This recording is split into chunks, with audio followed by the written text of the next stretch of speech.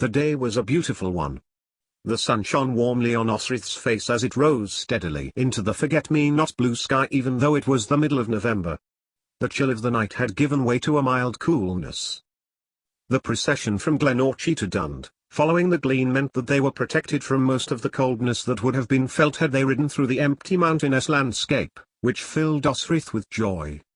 It was a land built for skirmish, empty, almost impossible, she imagined, for offence to be effected. Kings were kings because they were accepted. No one could rule Dalriada without consent, for rebels could easily flee to the hills. Dalriada, Domhnall's kingdom, sheltered by the mountains enclosing around them like protective hands. It would take less than a day for their procession to reach the Hillfort. Their line was led by the priest who had accompanied Domhnall from Iona. Behind, on a cart, was the red sandstone block, cut from Leofale, the huge stone at Tara around which the kings had knelt, who had offered themselves as High King on cart. It was to go with Domhnall to a place on the border of the three kingdoms, Osrith knew, and Dalriadan power would be conveyed to the stone at Domhnall's coronation. All who saw the stone would know it had also been made one with the earth of the Gales and would know that whoever was crowned on it was true king of Dalriada for all time.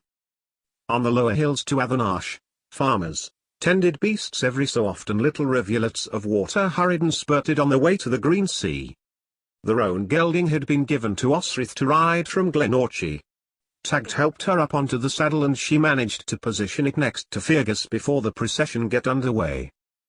Osrith was concerned with holding on and keeping her balance, but she was fairly sure she sensed every Caimbileach and Macgreoghair watching her. But she didn't.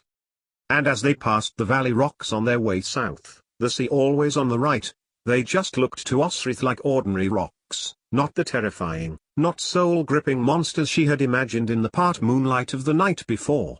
That, or her misgivings about Greoghair had translated into the landscape, for it was his fortress, after all.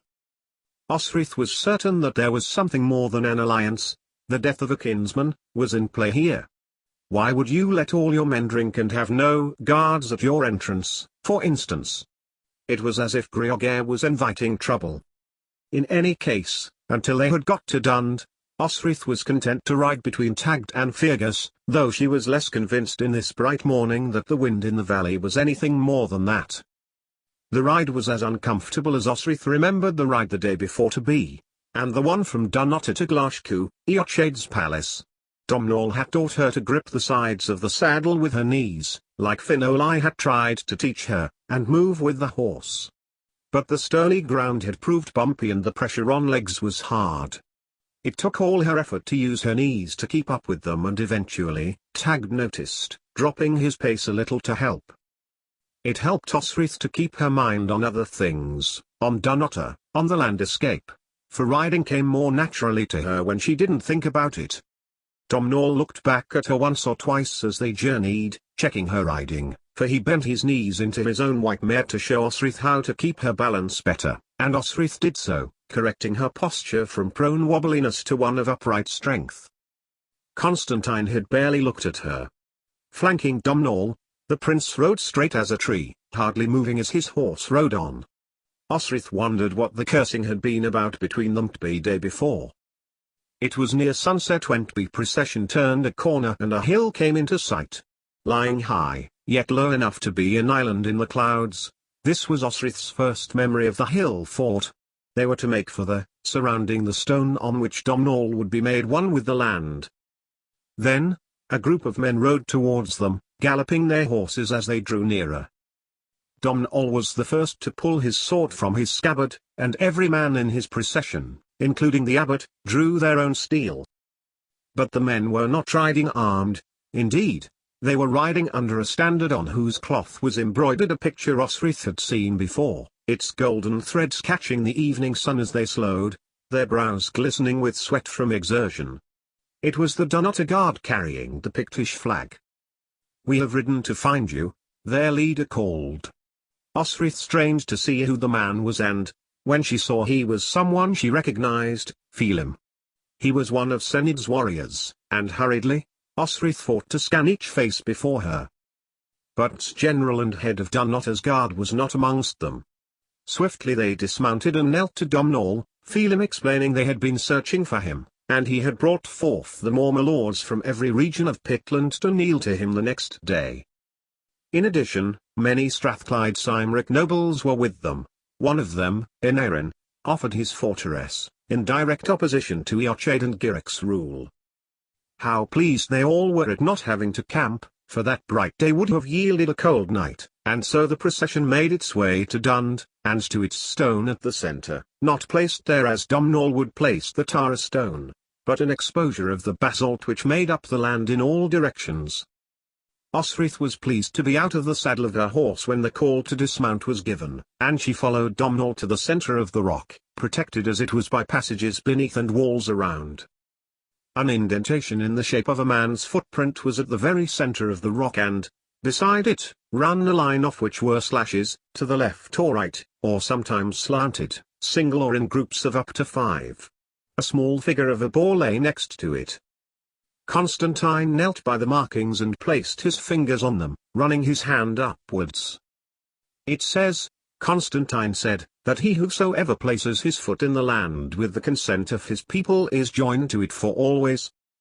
And the boar? She asked. It was put here by the Picts.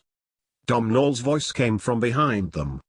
Osrith turned to look at her king, but he was looking past her, at the king's stone, where his father Constantine had placed his foot here, as had his uncle, Constantine's father, and their father, who was carried to the stone by the Pictish lords, such as he had been exalted by them, Sained Mac Alpin. This was their place, of strength and might with the land. The man crowned here as the king of the Gaels is implicitly king of the Picts. A murmur of approval came from behind Domhnall. The Pictish lords were around him, giving him their assent. Osrith turned back to the stone and knelt, placing her fingers on the boar, following its dynamic, running form with her fingers. Then, she and the line of markings with her eyes as they glowed red with the setting sun. It must have been the Ogham Domhnall had told her about, the marks that represented Gaelish. Older than the Pictish images, or even the words written in the manuscript sewn together and constructed when they had been at the monastery in Kells. They are the oldest written marks from of our language, Domhnall said softly. These are our tongue. They are even before the Taliesin. Taliesin? Osrith asked. The Sinchai. The storyteller of the Strathclyde Cymric. Domhnall shifted from foot to foot as the setting sun made the marks seem even more deeply embedded. These marks were written even before the first book of the Britons.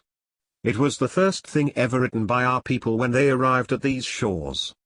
A declaration of connection to the land was first of all written down, in the rock. It is there now, and ever. Prayers were said in the twilight, as the sandstone block was unloaded, blessings by this abbot that, through his ordination, back through the generations of ordinations, priest to priest, Comsil himself reached out to this royal stone. It will be put at the boundary of the 3 kingdoms, Pitland, Dalriada, and Strathclyde, Domhnall said, as the failing light was only just enough to mount their horses. That will not please Eochaid and Giric, Phelim replied, a laugh in his voice. Indeed it will not. There was a change in Domhnall, Osrith thought, as he followed the guard from Dunnottar and Enarin down the hill and to the fortress where they were to spend the night, whether it was gravity of being crowned, or the battles that would follow, battles which were to come. The Strathclyde Cymric were kinged by his cousin, Eochaid had as much right to his own throne through being Alpin's kin. Domhnall was determined to preserve Eochaid if he gave him fealty.